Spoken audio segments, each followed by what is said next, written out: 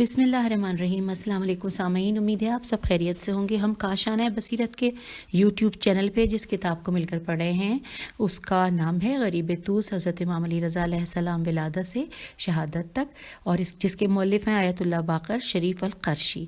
आइए इस किताब को पढ़ते हुए, ये जो पार्ट है ये है पार्ट नंबर 8 और इसमें हम पेज नंबर 131 से रीडिंग का आगाज़ करने जा रहे हैं। हेडिंग है इमाम अलैहिस्सलाम और साया पिदर मेहरबान। आइए मिलकर पढ़ते हैं।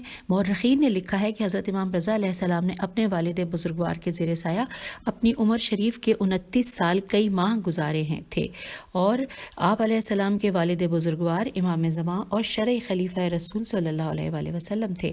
हुकूमत बनी अब्बास के पास थी। उन्होंने रसूल अल्लाह सल्लल्लाहु अलैहि वसल्लम के हकीकी जानशीन को रास्ते से हटाने की भरपूर कोशिश की। इमाम अलैहिस्सलाम को कैद व बंद में रखा, अपने वतन से दूर रखा।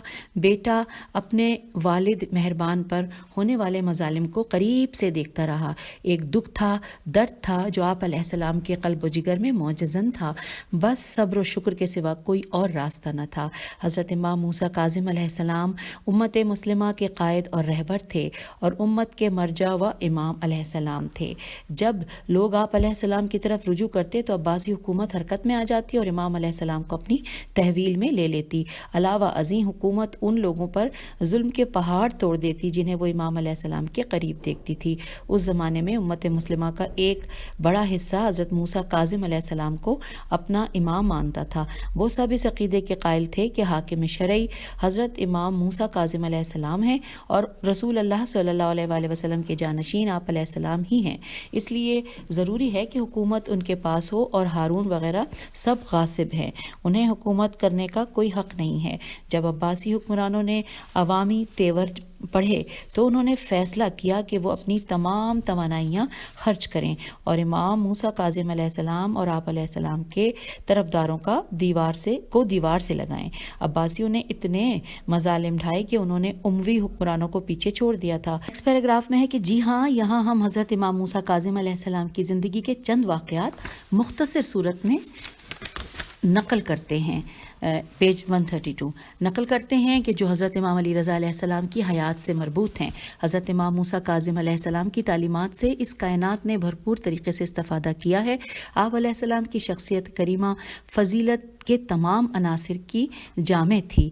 हिकमत व दानिश आप अलैहिस्सलाम का तवाफ़ करती थी। आप अलैहिस्सलाम ने अपने अखलाक़ हसना और अखलाक़ करीमा से आलमी सियासत को मुतासिर किया था। अब्बासियों के पास हुकूमत की, लेकिन उनके पास सुख और चैन नहीं था। वो हैरान व सरगर्दा थे क्योंकि एक रब्बानी इंसान ने अपने तर्ज ज़िंदगी से इंसानों को हुक्मरानों की ग़ुलामी से आज़ादी दिलाई थी। नेक्स्ट हेडिंग है इमाम अलैहिस्सलाम के इल्मी मवाहिब, मीम वाव अलिफ हे बे। ये वो हकीकत है कि जिससे किसी को इनकार नहीं है कि हज़रत इमाम मूसा काज़िम अलैहिस्सलाम अपने ज़माने के आलिम थे और उन्हें उस ज़माने के तमाम उलूम पर उबूर हासिल था। आप अलैहिस्सलाम फ़िक़्ह और हदीस के असातीन के उस्ताद थे। अलिफ सिन अलिफ तो ये नून। रावियान हदीस और उलमाए हदीस आप अलैहिस्सलाम के हल्क़े दर्स में आते थे और हदीस का समाह करते थे, सीन मीम अलिफ ऐन करते थे, और आप अलैहिस्सलाम के फतावा को अपने यहाँ लिखते थे। सातवें इमाम अलैहिस्सलाम इल्म का समंदर बेकिनार थे और हज़रत इमाम जाफ़र सादिक़ अलैहिस्सलाम उम्मत की रूहानी ज़रूरियात को बखूबी जानते थे और अपने फ़र्जंद के तबहर इल्मी से भी खूब वाकिफ़ थे। ईसा ने रिवायत की है कि एक दफ़ा हज़रत इमाम जाफ़र सादिक़ अलैहिस्सलाम ने अपने फ़र्जंद के बारे में फ़रमाया था और कि इन्वर्टेड कॉमा कि अगर तुम उनसे कुरान की किसी आयत या हुक्म के बारे में सवाल करो तो ये तुम्हें काफ़ी और शाफ़ी जवाब देंगे। इन्वर्टेड कॉमा क्लोज़ हो गया। और ये है हवाला किताब हयात इमाम मूसा काज़िम अलैहिस्सलाम, जिल्द नंबर 1 सफ़ा नंबर 138। आपके फ़ज़ाइल के बारे में फ़रमाया। अब यहाँ पे फिर हम इन्वर्टेड कॉमा में तर्जुमा पढ़ रहे हैं कि इन मेरे फ़र्जंद के पास हिकमत व दानिश और जूद व सख़ा का वो ख़जाना है जिसकी क़यामत तक लोगों को ज़रूरत रहेगी। जब वो दीनी उमूर में इख्तिलाफ़ करेंगे तो वो उनके इख्तिलाफ़ को ये रफ़ा करेंगे। इन्वर्टेड कॉमा क्लोज़ हो गया है और हम पेज 133 पर आ गए हैं। علماء اعلام نے آپ علیہ السلام سے علوم کی تمام اصناف کی روایت کی ہے۔ یہی وجہ ہے کہ ان کی کتابیں آپ علیہ السلام کی مرویات سے بھری پڑی ہیں۔ تمام راویان حدیث نے آپ علیہ السلام کو متبحر عالم کے نام سے یاد کیا ہے، اور حضرت شیخ مفید رحمۃ اللہ نے فرمایا ہے کہ حضرت ابو الحسن علیہ السلام سے اکثر لوگوں نے روایت کی ہے کہ آپ علیہ السلام اپنے زمانے کے افقاء الناس تھے، انورٹڈ کاما یہاں کلوز ہو گیا ہے، اور حوالہ ہے کتاب حیات امام موسیٰ کاظم علیہ السلام، جلد نمبر 1 صفحہ نمبر 139۔ آگے لکھا ہے کہ حضرت امام موسیٰ کاظم علیہ السلام نے علمی تحریک کو پروان چڑھایا تھا اور اس کی آبیاری میں اپنی تمام توانائیاں خرچ کر ڈالی تھی۔ ثقافت اسلامیہ کی نشر و اشاعت میں وہ کام کیا کہ جو اس دور کے باقی ماہرین فنون و علوم نہیں کر سکے تھے۔ اب نیکسٹ ہیڈنگ ہے امام علیہ السلام کا عبادت و تقوی۔ تمام راویان احادیث نے یہ نقل کیا ہے کہ حضرت امام موسیٰ کاظم علیہ السلام سے اللہ کی اطاعت و بندگی میں کوئی بڑھ کر نہ تھا۔ آپ علیہ السلام کی بندگی و عبادت کا یہ حال تھا کہ کثرت سجود کی وجہ سے زانوں پر اونٹ کے گھٹوں جیسے گٹھے پڑ گئے تھے، اور آپ علیہ السلام کے دادا حضرت امام سجاد علیہ السلام کا بھی یہی حال تھا۔ اس لیے آپ علیہ السلام کا لقب ذو الصفنات زال واو الف سے فے نون الف تے مشہور ہو گیا تھا۔ اور امام علیہ السلام کی عبادت کا یہ حال تھا کہ جب آپ علیہ السلام مصلی بندگی پر اپنے رب عظیم کے حضور کھڑے ہوتے تھے تو اس وقت آپ علیہ السلام کی آنکھیں ساون کے بادلوں کی طرح برسنا شروع ہو جاتی تھیں۔ اللہ کے خوف سے آپ علیہ السلام کے دل کی دھڑکن تیز ہو جاتی تھی۔ اس صورت میں آپ علیہ السلام مناجات کرتے اور دعائیں مانگتے تھے۔ حوالہ ہے کتاب الارشاد صفحہ نمبر 272۔ نیکسٹ ہیڈنگ ہے محدثین نے، ہیڈنگ نہیں ہے بلکہ پیراگراف ہے، محدثین نے نقل کیا ہے کہ آپ علیہ السلام رات کو اٹھتے تو نماز تہجد کے نوافل پڑھتے کہ صبح کی نماز کا وقت ہو جاتا تھا، پیج 134، اور نماز صبح ادا کرتے۔ اس کے بعد سورج کے طلوع ہونے تک بندگی و عبادت میں مصروف رہتے تھے۔ اس کے بعد اللہ کی بارگاہ میں سجدہ ریز ہوتے کہ زوال کا وقت ہو جاتا تھا۔ اور یہ ہے حوالہ حیات امام موسیٰ کاظم علیہ السلام، جلد نمبر 1 صفحہ نمبر 139۔ آپ علیہ السلام کی اطاعت کا یہ حال تھا کہ مسجد نبوی میں رات کے اولین حصے میں داخل ہوتے تو اپنا سر سجدے میں رکھتے تھے۔ اس وقت آپ علیہ السلام اللہ کے خوف سے کانپ رہے ہوتے تھے اور زبان پر یہ دعا ہوتی تھی۔ آئیے دعا پڑھتے ہیں، ترجمہ انورٹڈ کاما۔ خدایا تیری بارگاہ اقدس میں تیرا گناہ گار بندہ حاضر ہے، تو عفو درگزر کرنے والا ہے، احسان فرما، اے وہ ذات جس کے خوف سے بچنا واجب ہے، اے گناہ گاروں کی بخشش کرنے والے۔ اور یہاں پر انورٹڈ کاما کلوز ہو گیا۔ فرزند رسول علیہ السلام ساری رات حالت سجود میں خلوص و انابت کے ساتھ یہ دعا پڑھتے رہتے تھے کہ صبح ہو جاتی تھی۔ اور یہاں پر حوالہ ہے جو کہ آپ نوٹ کر لیجئے، وفیات العیان، واو فے یہ الف تے الف لام الف این یہ الف نون، اور جلد نمبر 2 صفحہ نمبر 293، اور کنز اللغت صفحہ نمبر 766۔ جب عباسی ظالم طاغوت و ہارون کے امام علیہ السلام پر مظالم بڑھتے اور وہ آپ علیہ السلام کو زندان کی تاریکی کے حوالے کر دیتا تو اس وقت امام علیہ السلام کی عبادت بڑھ جاتی تھی اور شکر میں اضافہ ہو جاتا تھا۔ آپ علیہ السلام بارگاہ خداوندی میں ان کلمات سے مربوط ہوتے تھے، انورٹڈ کاما، خدایا تیری بارگاہ میں میرا سوال کہ تو مجھے فرصت کے لمحات عطا کر تاکہ میں تیری جی بھر کر عبادت کروں۔ قید و بند کی صورت میں تو نے میری دعا قبول کر لی ہے، اس نعمت کی عطا پر تیرا شکر ادا کرتا ہوں، انورٹڈ کاما کلوز۔ اور یہاں پر حوالات، یہ حوالہ جات ہیں، وفیات، واو فے یہ الف تے، وفیات العیان، جلد نمبر 4 صفحہ نمبر 293۔ ہم آ گئے پیج 135 پر۔ ہارون رشید عباسی طاغوت اکثر اپنے قصر سے زندان کی طرف دیکھتا تھا جہاں فرزند رسول علیہ السلام محبوس تھے۔ اسے صرف کپڑا پڑا ہوا نظر آتا تھا جو اپنی جگہ سے ادھر ادھر نہیں ہلتا تھا۔ وہ حیران ہو کر رہ گیا۔ ایک دن اس نے اپنے وزیر ربی سے پوچھا کہ زندان میں یہ کیا کپڑا پڑا ہوا ہے جسے میں روزانہ دیکھتا ہوں؟ تو لکھا نیکسٹ پیراگراف میں ہے کہ ربی نے جواب دیا کہ اے امیر المومنین، یہ کپڑا نہیں ہے، یہ موسیٰ علیہ السلام بن جعفر علیہ السلام ہے۔ جب سورج طلوع کرتا ہے تو وہ بارگاہ خداوندی میں سجدہ ریز ہو جاتے ہیں، ان کا یہ طولانی سجدہ زوال تک رہتا ہے۔ یہ سن کر طاغیہ، تو الف غین یہ ہے، طاغیہ حیران ہو کر رہ گیا اور کہا کہ جی ہاں یہ بنی ہاشم کے رہبر و رہنما ہیں۔ ربی نے کوشش کی کہ امام مظلوم علیہ السلام کو اس قید و بند سے نجات مل جائے، اور اس نے ہارون رشید سے کہا کہ اے امیر المومنین، آپ نے انہیں کیوں قید کر رکھا ہے؟ ہارون نے جواب دیا ہے ہاتھ، یہ بہت ضروری ہے کہ یہ قید میں رہیں۔ اور یہ ہے حوالہ حیات امام موسیٰ کاظم علیہ السلام، جلد نمبر 1 صفحہ نمبر 142۔ ہم نے یہاں امام علیہ السلام کے خصائص و صفات نہایت ہی اختصار کی صورت میں بیان کیے ہیں، لیکن حقیقت یہ ہے کہ وہ کون سی عبادت ہے جو آپ علیہ السلام نے ادا نہیں کی ہے؟ آپ علیہ السلام نے ہر عبادت اپنے انداز سے کی، اس لیے آپ علیہ السلام کو اپنے زمانے کا امام المتقین، سید العابدین والموحدین کہا گیا ہے۔ اب نیکسٹ ہیڈنگ ہے، آئیے مل کر پڑھتے ہیں، زہد و زہادت اسلام۔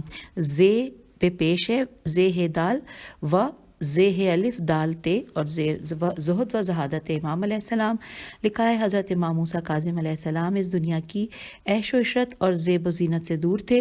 آپ علیہ السلام اپنی زندگی کے ہر لمحے میں اللہ کی رضا تلاش کرتے تھے۔ آپ علیہ السلام کے دن رات رب کائنات کی اطاعت میں بسر ہوتے تھے۔ آپ علیہ السلام کا خانہ اقدس لوازمات حیات سے خالی تھا۔ ابراہیم بن عبد الحمید بیان کرتے ہیں کہ ایک دفعہ میں حضرت امام موسیٰ کاظم علیہ السلام کے گھر میں آیا۔ آپ علیہ السلام اس وقت نماز پڑھ رہے تھے۔ میں نے وہاں ضروریات کا کوئی وافر سامان نہ دیکھا۔ ایک چٹائی بچھی ہوئی تھی، تلوار لٹکی ہوئی تھی اور قرآن مجید دیکھا، اس کے علاوہ کچھ اور نہیں تھا۔ اور یہاں پر حوالہ ہے کتاب البحار، جلد نمبر 11 صفحہ نمبر 265۔ پھر آگے لکھا ہے کہ آپ علیہ السلام کا وہی طریقہ تھا کہ جو رسول اللہ صلی اللہ علیہ وآلہ وسلم کے صحابہ کا تھا۔ آپ علیہ السلام حضرت ابو ذر غفار رضی اللہ سے بہت زیادہ متاثر تھے، جنہوں نے دنیا کو طلاق دے رکھی تھی، اس دنیا سے کچھ نہیں لیا تھا، درہم و دینار کی جھنکار سے اپنے کو دور رکھا تھا، جن کے بارے میں کہا گیا ہے کہ اللہ رب العزت ابو ذر پر رحم کرے، جو اپنے بارے میں کہتے تھے کہ میرے لیے اس دنیا کے لیے اتنا ہی کافی ہے کہ میرے پاس جو کی 2 روٹیاں ہوں، ان میں سے ایک صبح اور دوسری رات کو کھاؤں، اور 2 چادریں ہوں، ایک سے تہبند بناؤں اور دوسری کو اوڑھے رکھوں۔ اور یہ ہے حوالہ اصول کافی، جلد نمبر 2 صفحہ نمبر 134۔ اور جیسا کہ آپ کو معلوم ہے کہ ہم پیج 136 پہ پڑھ رہے ہیں، لکھا ہے کہ حضرت امام موسیٰ کاظم علیہ السلام نے اپنے جد نامدار صلی اللہ علیہ وآلہ وسلم کے عظیم صحابہ کی سیرت کو اپنا رکھا تھا، ان کے قدم بقدم چلے تھے اور انہیں اپنی زندگی کا ماڈل و معیار بنایا تھا۔ نیکسٹ ہیڈنگ ہے حلم و بردباری۔ آپ علیہ السلام صفات حسنہ کے پیکر تھے، لیکن صفت حلم آپ علیہ السلام میں نمایاں تھی۔ یہی وجہ ہے کہ آپ علیہ السلام کا لقب کاظم علیہ السلام آپ علیہ السلام کے نام پر غالب آ گیا تھا۔ حضرت امام موسیٰ کاظم علیہ السلام غصے کو پی جاتے تھے، زیادتی کرنے والے سے انتقام نہیں لیتے تھے۔ محدثین اور مورخین نے نقل کیا ہے کہ جب کسی نے آپ علیہ السلام سے زیادتی کی تو آپ علیہ السلام نے اسے معاف کر دیا۔ اصحاب سیر نے ایسے بہت سے واقعات نقل کیے ہیں، ان میں سے کچھ درج ذیل ہیں۔ کہا گیا ہے کہ حضرت عمر رضی اللہ بن خطاب کا پوتا حضرت امام موسیٰ کاظم کی شان میں گستاخی کرتا تھا۔ آپ علیہ السلام کے بعض صحابیوں نے کہا کہ اس گستاخ سے اس کی گستاخی کا بدلہ لینا چاہیے، لیکن امام علیہ السلام نے انہیں روک دیا۔ آپ علیہ السلام نے دوسرا طریقہ اختیار کیا، پوچھا کہ اس کا گھر کہاں ہے، تو آپ علیہ السلام سے کہا گیا کہ یثرب کے فلاں علاقے میں اس کی زمین ہے جسے وہ کاشت کرتا ہے۔ تو امام علیہ السلام نے اپنی سواری طلب کی اور اس پر سوار ہو کر اس کی طرف روانہ ہو گئے۔ ہم آ گئے پیج 137 پہ۔ پھر لکھا ہے کہ جب وہ روانہ ہو گئے تو ایک اجنبی کی صورت میں اس کے کھیت میں داخل ہوئے۔ جب اس نے سواری سمیت ایک آدمی کو کھیت میں داخل ہوتے دیکھا تو وہ چیخا چلایا کہ اس کی زراعت کو نہ روندو، لیکن امام علیہ السلام نے اس کی طرف کوئی توجہ ہی نہ کی اور اس کی طرف چلتے رہے۔ جب اس کے پاس گئے تو پیار سے اس سے پوچھا کہ تو نے اپنے اس فصل پر کتنا خرچ کیا ہے؟ اس نے جواب دیا میں نے 100 دینار خرچ کیا ہے۔ پوچھا اب اس زراعت سے کتنی امید ہے؟ اس نے کہا غیب کی باتوں کو اللہ جانتا ہے، مجھے کچھ نہیں معلوم کہ اس سے مجھے کتنا حاصل ہوگا۔ تو امام علیہ السلام نے فرمایا آخر تمہارا اندازہ کیا ہے، اس سے کتنی رقم حاصل ہوگی؟ اس شخص نے جواب دیا کہ تقریباً 200 دینار مل ہی جائیں گے۔ تو لکھا ہے کہ سلیل نبوت حضرت امام موسیٰ کاظم علیہ السلام نے اسے 300 دینار دیے اور فرمایا کہ یہ رقم بھی تیری اور یہ فصل بھی تیری۔ امام علیہ السلام کے اس سلوک سے نے احساس شرم کے پسینے میں ڈبو دیا کہ اس کا رویہ کیا تھا، اور فرزند رسول صلی اللہ علیہ وآلہ وسلم نے اس سے یہ حسن سلوک، عداوت، محبت و اطاعت میں منقلب ہوئی۔ یہ واپس مدینہ منورہ مسجد نبوی میں آیا کہ اتنی دیر تک امام علیہ السلام بھی مسجد میں داخل ہوئے۔ جب اس کی امام علیہ السلام پر نگاہ پڑی تو فوراً اپنی جگہ سے اٹھا اور بڑھ کر استقبال کیا اور بلند آواز میں کے ساتھ کہا کہ اللہ ہی خوب جانتا ہے کہ وہ اپنی رسالت کو کہاں رکھے۔ اور پھر آگے نیکسٹ پیراگراف میں لکھا ہے کہ حضرت عمر رضی اللہ کے پوتے کے دوست اس کے پاس گئے اور اس سے ماجرا پوچھا کہ تمہاری گستاخیاں عقیدت میں کیسے بدل گئیں۔ تو اس نے داستان سنائی کہ امام علیہ السلام میرے کھیت میں میرے پاس آئے اور مجھ پر یہ احسان کیا، میں اب ان کا اکرام و احترام کیوں نہ کروں۔ اور یہاں پر اب ہم نیکسٹ صفحے کی جانب آگے ہیں، پیج 138 پہ لکھا ہے فرزند رسول علیہ السلام نے اپنے اصحاب سے کہا کہ اب بتاؤ سزا دینے کا کون سا طریقہ بہتر ہے، تمہارا یا میرا۔ اور اب ہم اگلے پیراگراف کی جانب آگے ہیں، لکھا ہے میں اپنے حسن سلوک سے اس مرد کی دنیا اور آخرت بدلنا چاہتا تھا، دیکھیں اب وہ کتنا بدل گیا ہے۔ جی ہاں، یہ ہے فرزند رسول علیہ السلام کا عمل کہ آپ علیہ السلام نے اپنے طرز امامت سے اپنے دشمن کو اپنا دوست و محب بنایا۔ وہ آدمی جو آپ علیہ السلام سے کینہ و بغض رکھتا تھا، آپ علیہ السلام کی شان میں گستاخیاں کرتا تھا، آپ علیہ السلام کا عدو مبین تھا، آپ علیہ السلام نے اس پر لطف و احسان کیا تو اس کی عداوت محبت و اطاعت میں بدل گئی، اس کے شریر نفس کو شرارت سے پاک کر دیا، اس کا دماغ ماحول کی کثافت سے آلودہ ہو چکا تھا۔ فرزند رسول علیہ السلام نے اسے اپنی شان کریمی سے صاف و شفاف اور روشن کر دیا، اس کی منفی سوچ کو مثبت سوچ میں بدل دیا۔ جہالت انسان کی بڑی دشمن ہے، یہ رذالتیں اور شرارتیں جہل کی پیداوار ہوتی ہیں۔ حضرت عمر رضی اللہ کا پوتا آل محمد علیہ السلام کے اس بزرگوار کے مناقب سے جاہل تھا، جب اسے امامت کی حقیقت کا علم ہوا تو ایک سچا اور اچھا انسان بن گیا۔ ہمارے مولا و آقا نے قرآن مجید کے منشور کو اجاگر کیا اور امت کو درس دیا کہ اگر کبھی تمہارا واسطہ ایسے لوگوں سے پڑے جیسا میرے ساتھ واسطہ پڑا تو میرے طرز عمل کو اختیار کرو، اور میرا یہ طرز عمل قرآن مجید کی اس آیت کا مرہون منت ہے، اور آیت ہے 34 اور ہے سورت حامیم سجدہ، اور ترجمہ ہے کہ آپ صلی اللہ علیہ وآلہ وسلم بدی کو بہترین نیکی سے دفع کریں تو آپ صلی اللہ علیہ وآلہ وسلم دیکھ لیں گے کہ آپ کے ساتھ جس کی عداوت تھی وہ گویا نہایت قریبی دوست بن گیا ہے، انورٹڈ کاما کلوز ہو گیا۔ پھر نیکسٹ پیراگراف ہے کہ فرزند زہرا سلام اللہ علیہ کے حلم و بردباری کی بہت زیادہ داستانیں ہیں۔ ایک دفعہ آپ علیہ السلام کا گزر ان لوگوں سے ہوا کہ جن میں آپ علیہ السلام کے دشمن بیٹھے ہوئے تھے، ان میں ابن حیاج ہے، یہ الف جیم حیاج بھی موجود تھے جسے امام علیہ السلام سے سخت عداوت تھی۔ اس نے اپنے کسی آدمی کو کہا کہ وہ امام علیہ السلام کی سواری روک دے اور ان سے مطالبہ کرے کہ ان کے خچر کو جو لگام دیا ہوا ہے وہ اس کا ہے، اور وہ آدمی فوراً اٹھا اور اس نے ویسا کیا کہ جس طرح اسے کہا گیا تھا۔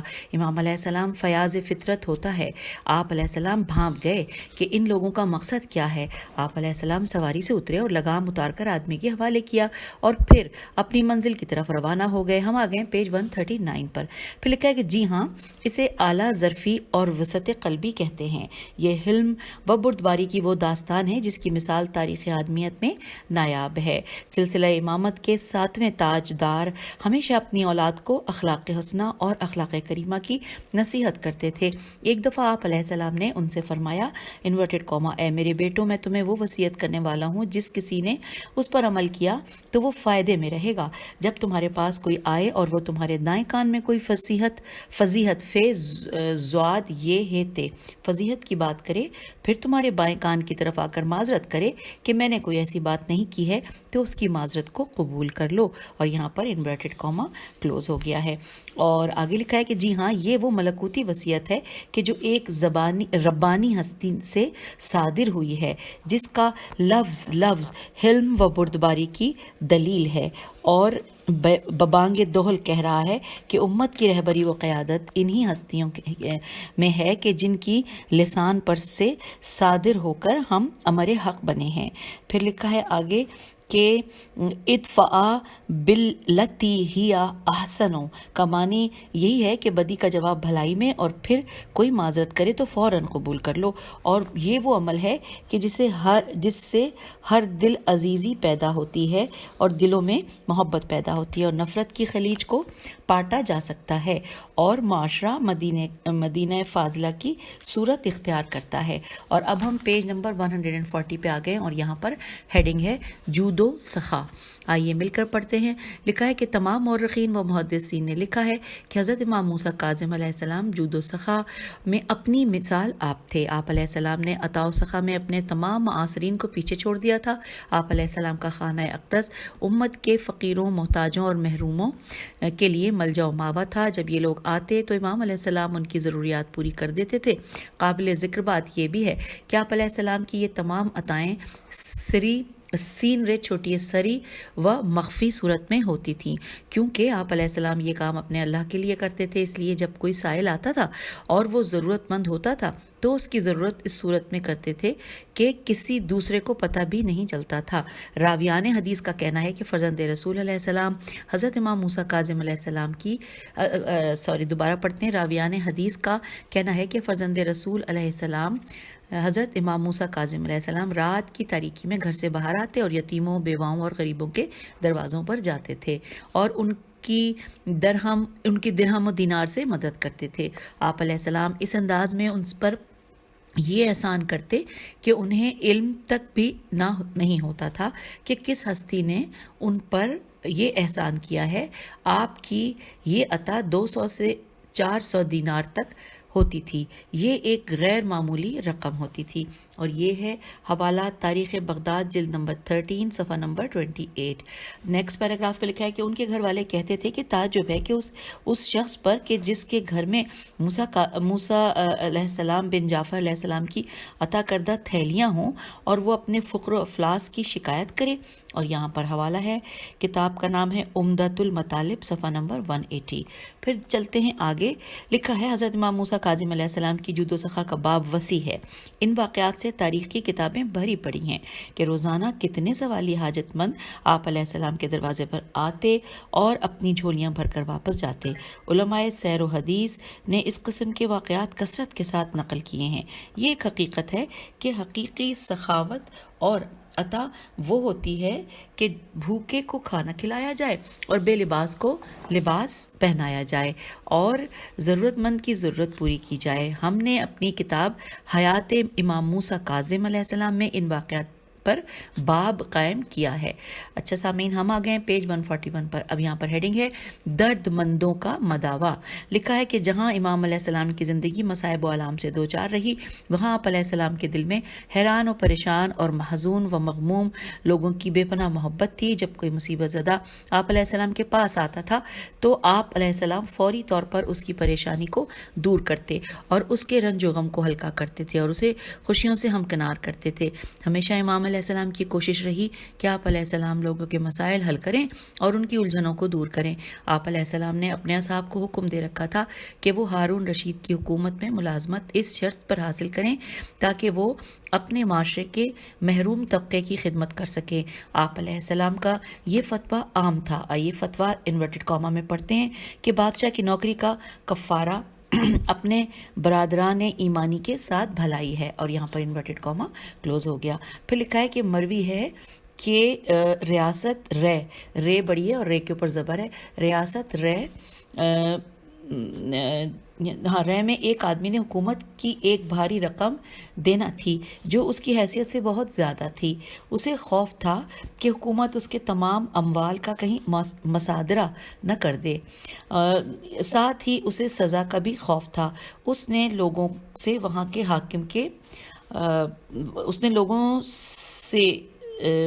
کے حاکم کے بارے میں پوچھا تو انہوں نے کہا کہ وہ حضرت امام موسیٰ کاظم علیہ السلام کا عقیدت مند ہے۔ وہ آدمی مدینہ منورہ میں امام علیہ السلام کے پاس آیا اور اپنا حال پیش کیا کہ وہ تنگ دست ہے، حکومت کا مقروض ہے۔ امام علیہ السلام نے اس کا حال سنا اور حاکم کی طرف خط لکھا۔ اس خط کی عبارت یہ تھی: بسم اللہ الرحمن الرحیم، انورٹڈ کاما، جان لو کہ اللہ رب العزت کے عرش کے نیچے الہی سایہ ہے، اس کے نیچے اس شخص کو مسکن مل سکتا ہے کہ جو اپنے برادر ایمانی پر احسان کرے، یا اس سے اس کی مصیبت دور کرے، یا اس کے دل کو شادمان کرے۔ یہ تمہارا برادر ایمانی ہے، اس کی مدد کرو، انورٹڈ کاما کلوز، وسلام۔ ہم اس کو پڑھتے ہوئے پیج 142 پہ آ گئے ہیں۔ لکھا ہے اس آدمی نے وہ خط لیا، فریضہ حج ادا کیا اور اپنے وطن کی طرف روانہ ہو گیا۔ جب گھر پہنچا تو اس حاکم کے گھر گیا جس کی طرف امام علیہ السلام نے خط لکھا تھا۔ دروازے پر دستک دی، اس کا غلام دروازے پر آیا۔ اس نے پوچھا تم کون ہو؟ اس شخص نے جواب دیا کہ میں حضرت امام موسیٰ کاظم علیہ السلام کا قاصد ہوں۔ غلام نے حاکم کو اطلاع دی کہ جب حاکم نے امام علیہ السلام کا نام سنا تو جوتا نہ سنبھلا، فوراً دروازے پر آیا۔ اس شخص سے معانقہ، میم عین الف نون قاف ہے، اس شخص سے معانقہ کیا، اس کی پیشانی پر بوسہ دیا اور امام علیہ السلام کے بارے میں پوچھنا شروع کر دیا۔ اس نے جوابات دیے اور اس دوران امام علیہ السلام کا خط بھی پیش کیا۔ اس نے خط ہاتھ میں لیا اور بوسے دینا شروع کر دیے۔ خط کھولا اور اسے پڑھا تو حکم دیا کہ اس آدمی کے ذمے جو رقم اور لباس ہے وہ ختم کر دی جائے۔ رجسٹر منگوا کر اس پر لکھ دیا کہ اس آدمی پر حکومت کی طرف سے جتنا قرض ہے وہ ختم کیا جاتا ہے۔ حاکم نے اس آدمی سے کہا کہ اے برادر، اب تم خوش ہو؟ اس نے جواب دیا واللہ آپ نے میری خوشی کی انتہا کر دی۔ یہ آدمی خوشی خوشی اپنے گھر کی طرف واپس چلا۔ اس کے دل میں فرح فیرے ہے و سرور کی موجیں تھیں جو اٹھ رہی تھیں۔ اس نے دل میں کہا کہ احسان کا بدلہ احسان ہوتا ہے، اب ضروری ہے کہ تم اگلے سال حج پر جاؤ اور وہاں اس حاکم کے لیے دعا مانگو اور امام علیہ السلام کی خدمت میں حاضر ہو کر اس کے احسان کی کارگزاری بیان کرو۔ یہ آدمی اگلے سال حج پر گیا اور وہاں حاکم رے کے لیے دعا کی، پھر امام علیہ السلام کی خدمت میں آیا اور آپ علیہ السلام کی زیارت کی، حال احوال پوچھا اور عرض کیا اے میرے مولا، کیا میں نے آپ کو خوش کیا ہے؟ یہاں پہ سوالیہ نشان ہے۔ پھر لکھا امام علیہ السلام نے جواب دیا واللہ تم نے مجھے خوش کیا ہے، اللہ اور اس کے رسول اور امیر المومنین کو خوش کیا ہے۔ اور یہ ہے حوالہ کتاب حیات امام موسیٰ کاظم علیہ السلام، جلد نمبر 1 صفحہ نمبر 161 اور 162۔ ہم آ گئے کتاب کے پیج نمبر 143 پر۔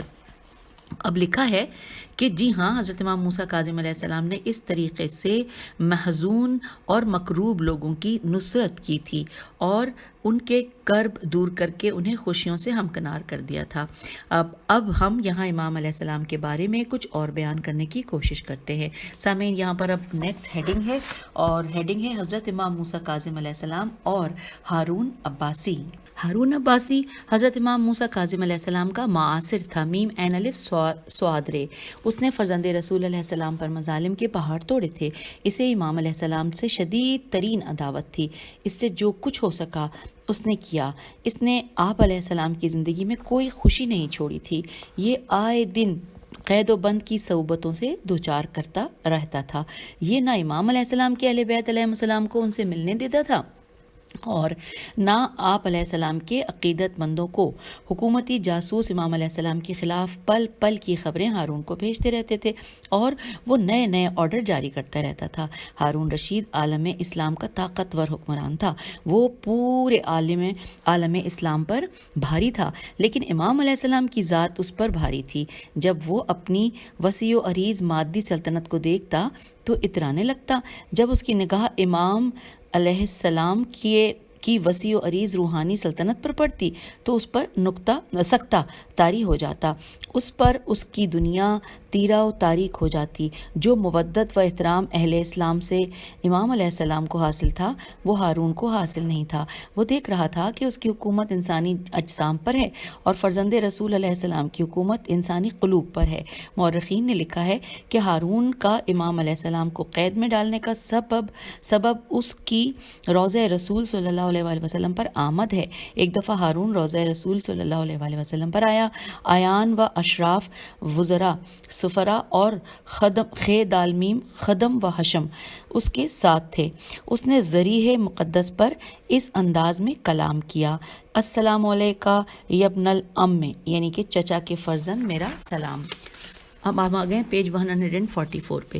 چچا کے فرزند میرا سلام. وہ اس طریقے سے اپنے ارد گرد کھڑے ہوئے سرکاری درباری اور آیان و اشراف کو مروب کرنا چاہتا تھا کہ وہ رسول صلی اللہ علیہ وآلہ وسلم کے خاندان کا فرد ہے. وہ یہ بتانا چاہتا تھا اور آپ صلی اللہ علیہ وآلہ وسلم کا حقیقی جانشین ہے. اس نے لوگوں کو یہی تاثر دے کر حکومت حاصل کی تھی.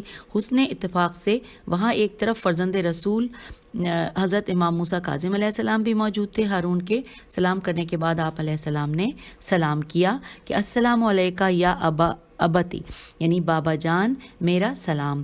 پھر لکھا ہے ہارون کے پاؤں تلے زمین نکل گئی، اس کے اوسان خطا ہو گئے، سانس پھول گئی، اس کے کبر و غرور کا سارا نشہ اتر گیا. اسے اپنی حیثیت معلوم ہو گئی کہ لوگوں کے سامنے جو کچھ بننے کی کوشش کی وہ نہیں بن سکا. سامعین نے بھی اپنے اندر فیصلہ کر لیا تھا کہ جو مقام امام علیہ السلام کو حاصل ہے وہ ہارون کو حاصل نہیں ہے.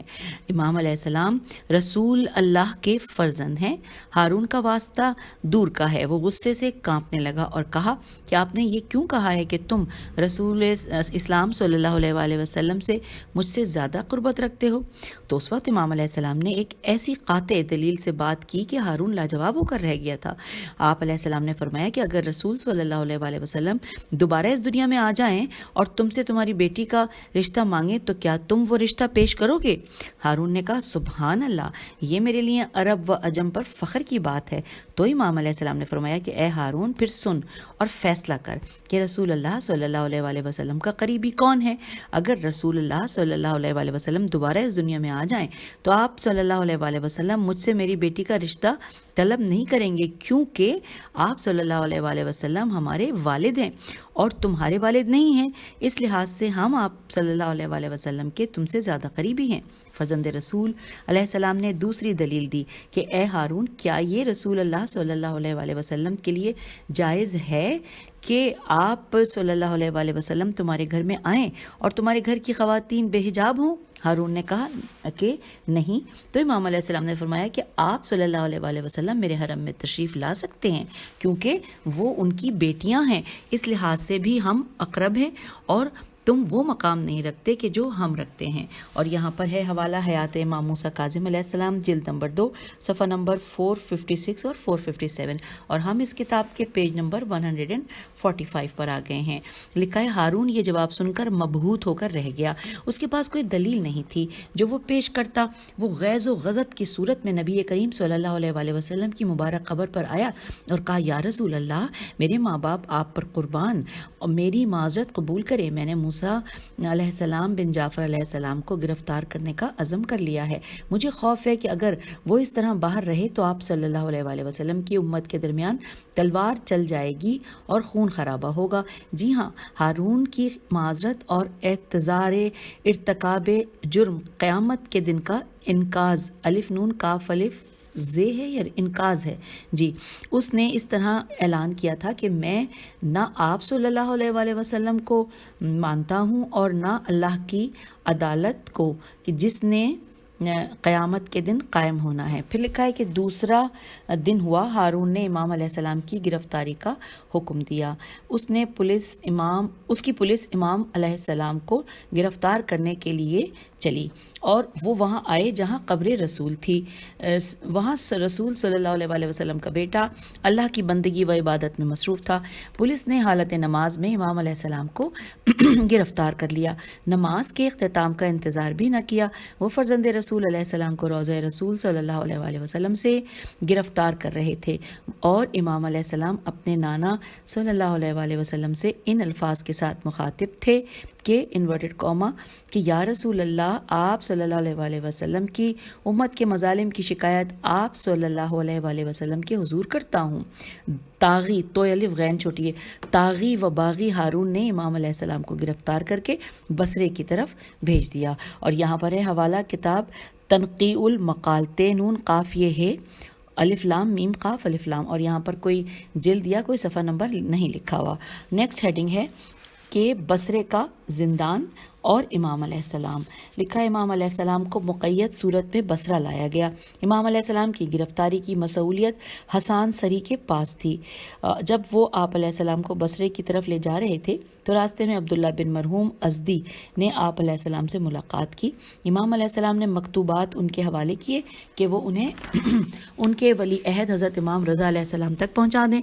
امام علیہ السلام نے انہیں یہ بھی بتایا کہ میرے بعد امامت ان کے فرزند حضرت امام علی رضا علیہ السلام کے پاس ہوگی۔ ہم آگے ہیں پیج 145 پہ۔ لکھا ہے یہ قافلہ صحراؤں کو طے کرتا ہوا بصرہ پہنچا۔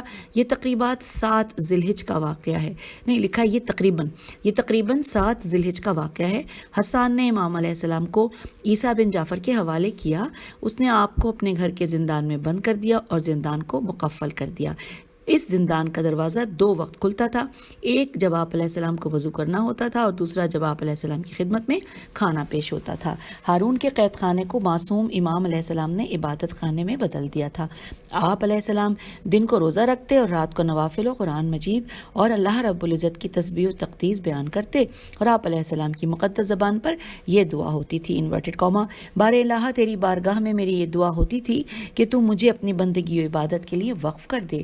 آج تو نے میری دعا قبول کر لی ہے، اس پر تیرا شکر ہے انورٹڈ کاما کلوز۔ اور یہاں پر حوالہ ہے کتاب حیات امام موسیٰ کاظم علیہ السلام، جلد نمبر 2 صفحہ نمبر 466۔ اب نیکسٹ ہیڈنگ ہے امام علیہ السلام کو قید میں رکھنے میں عیسیٰ بن جعفر کی معذرت۔ یہ پڑھتے ہیں۔ لکھا ہے ہارون عباسی نے عامل بصرہ عیسیٰ سے کہا تھا کہ وہ امام موسیٰ کاظم علیہ السلام کو قید میں بند رکھے اور ان پر سختی کرے، لیکن جب عیسیٰ نے امام علیہ السلام کے شب و روز کو قریب سے دیکھا تو وہ پریشان ہوا کہ وہ ایسی ہستی کو اپنی قید میں رکھے ہوئے ہے کہ جن کی عبادت و بندگی کا کسی سے مسابقہ نہیں کیا جا سکتا۔ اس نے اپنے خواص سے اس امر میں مشورہ کیا کہ اب کیا کیا جائے، امام علیہ السلام کو رہا کر دیا جائے، لیکن اس کے دوستوں نے اسے منع کیا کہ ہارون ناراض ہو جائے گا اور انجام اچھا نہیں ہوگا۔ عیسیٰ نے ہارون کی طرف خط لکھا کہ جس کا ترجمہ درج ذیل تھا کہ انورٹڈ کاما، اے امیر المومنین، آپ نے میری طرف اس آدمی کے بارے میں خط لکھا ہے، جب سے یہ میری قید میں آئے ہیں میں نے دن رات بہت قریب سے ان کی نگرانی کی ہے کہ دیکھوں کہ یہ آدمی کون ہے، ان کا ماضی حال کیا ہے اور یہ مستقبل میں کیا کرنا چاہتے ہیں۔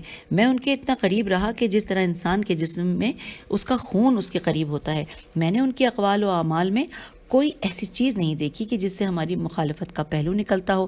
انہوں نے جب بھی آپ کو یاد کیا تو آپ کا ذکر خیر کیا، میں نے ان کے ارادوں سے کوئی خروج کی بات نہیں دیکھی، اور نہ انہیں اس دنیا سے محبت ہے، وہ ہمیشہ امیر المومنین کو دعا ہی دیتے ہیں، اور نہ انہوں نے کسی اور آدمی کی مخالفت کی ہے۔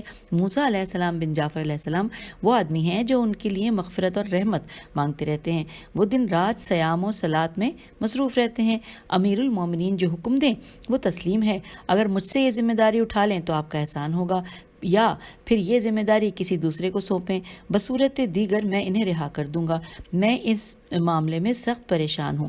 یہاں پر انورٹڈ کاما میں کلوز ہو گیا، اور یہ حوالہ لکھا ہے الفصول المہمہ، صفحہ یا جلد نہیں لکھی ہوئی، اور ہم پیج نمبر 147 پہ آ چکے ہیں۔ لکھا ہے اس خط سے معلوم ہوتا ہے کہ وہ عیسیٰ بن جعفر جو بصرے کا گورنر تھا، امام علیہ السلام کی عبادت اور ان کے زہد سے اس قدر متاثر ہوا کہ سلطان وقت کو لکھ دیا کہ وہ اس کے اس امر کی اطاعت نہیں کر سکتا، لیکن پھر بھی امام علیہ السلام مزید 1 سال اس قید میں رہے۔